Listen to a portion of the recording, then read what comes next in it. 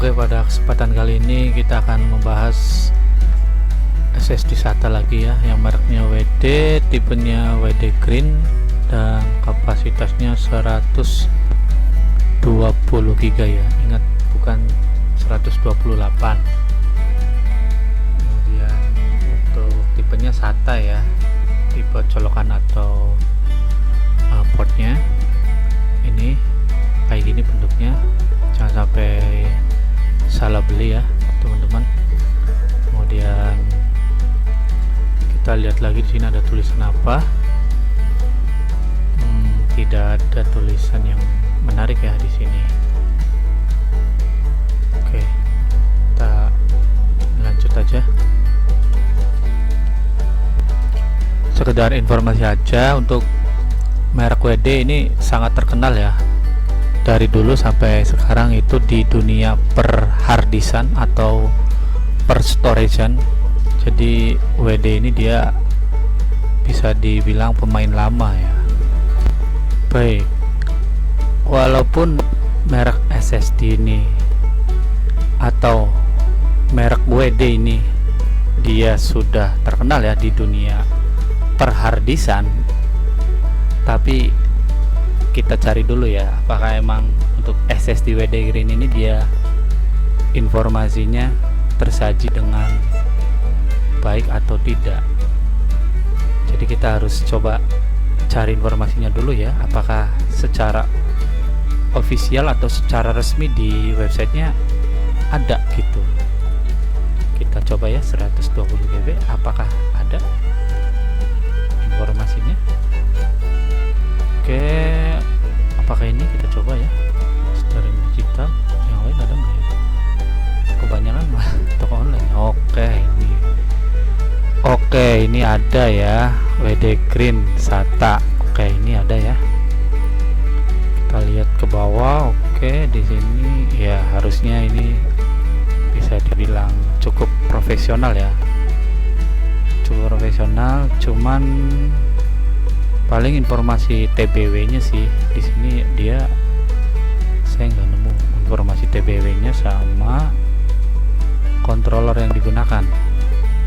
Itu sih. Di sini ada ukurannya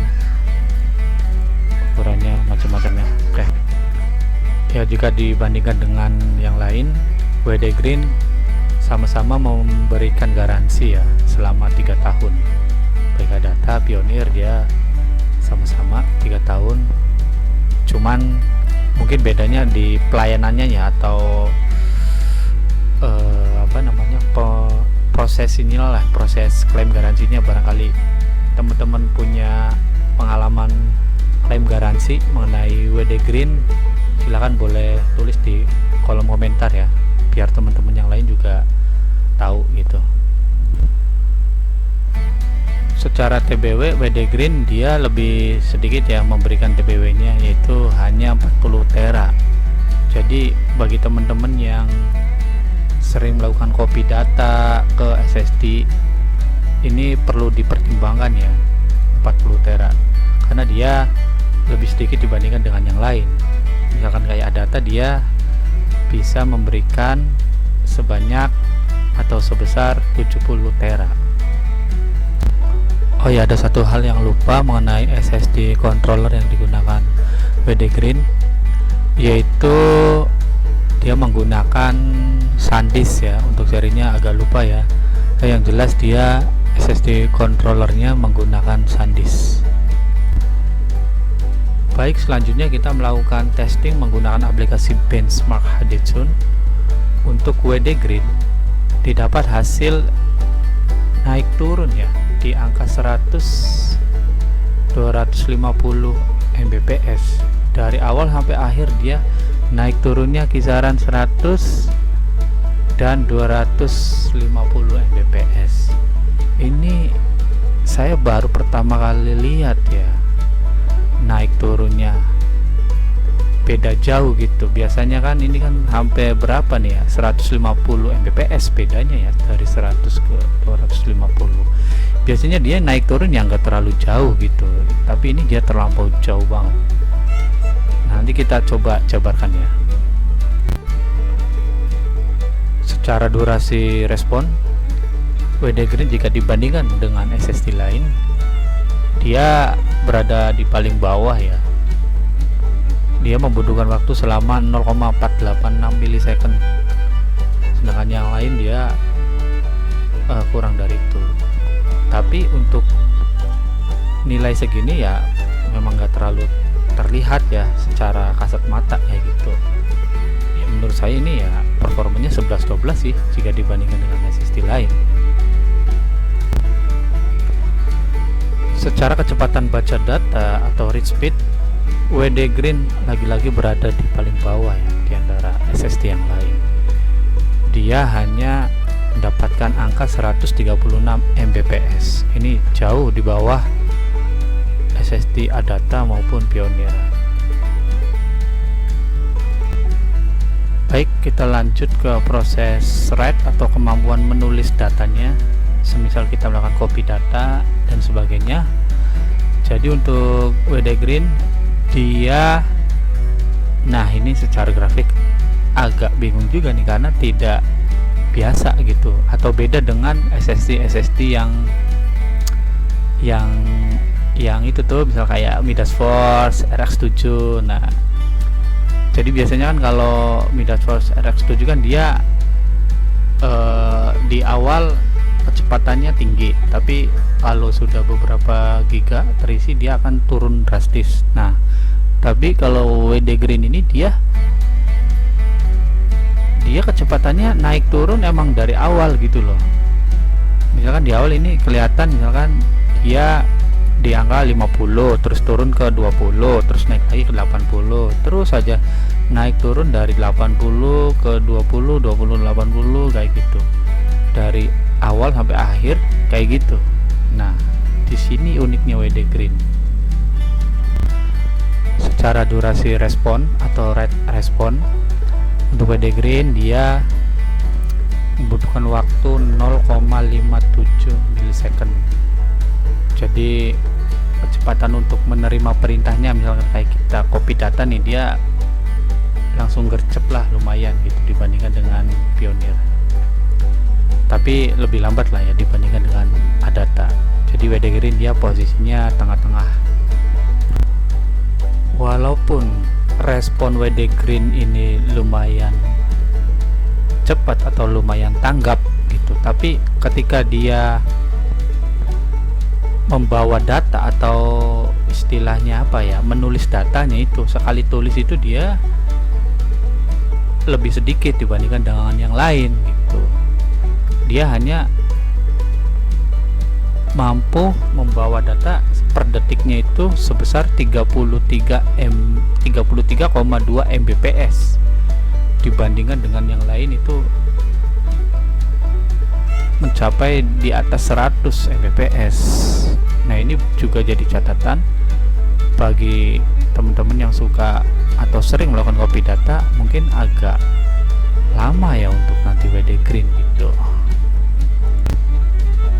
Untuk penurunan performa atau write drop, WD Green dia semenjak atau sejak dari awal atau posisi 0 giga aja dia performanya udah langsung turun ya. Jadi sebenarnya untuk Adata sama WD Green ini performanya untuk copy data atau write lah istilahnya, write speednya agak unik sih menurut saya. Selama pengujian WD Green hanya mencapai suhu tertinggi 45 derajat Celcius. Ini menurut saya lumayan dingin ya. Jika dibandingkan dengan SSD lain, WD Green dia unggul dalam hal menyalakan komputer atau laptop atau biasa disebut booting.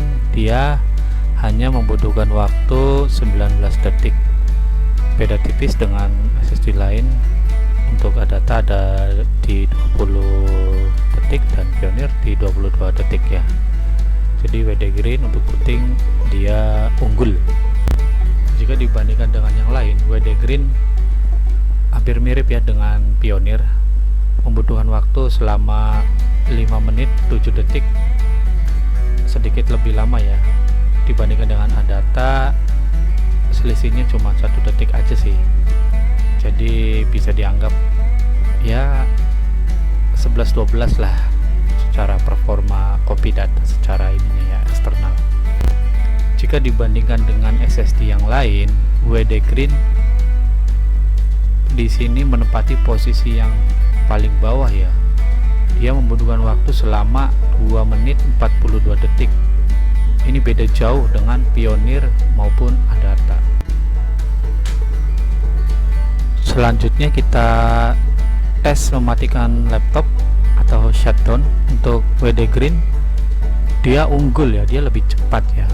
Dia hanya membutuhkan waktu selama 8 detik untuk mematikan laptop, lebih unggul dibandingkan dengan SSD lain. Ini WD Green lumayan juga ya untuk proses shutdownnya. Dari segi harga, jika dibandingkan dengan SSD yang lain, WD Green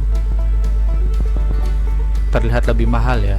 Dia berada di kisaran 200 ke atas. Gimana nih menurut teman-teman, layak dibeli atau tidak untuk harga segini? Baik, kesimpulannya untuk WD Green ini dia sangat cocoknya untuk penggunaan yang sangat lama karena suhunya lumayan dingin ya dibandingkan dengan yang lain.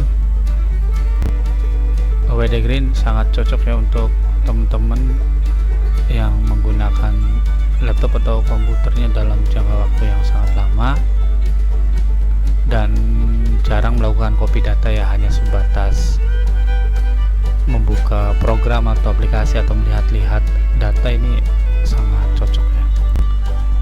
Bagi yang ingin meminang WD Green ini, silahkan bisa cari di toko online kesayangan teman-teman atau bisa cari di toko komputer terdekat. Ingat, tidak ada produk yang sempurna. Jangan lupa backup data. Sampai jumpa di video selanjutnya.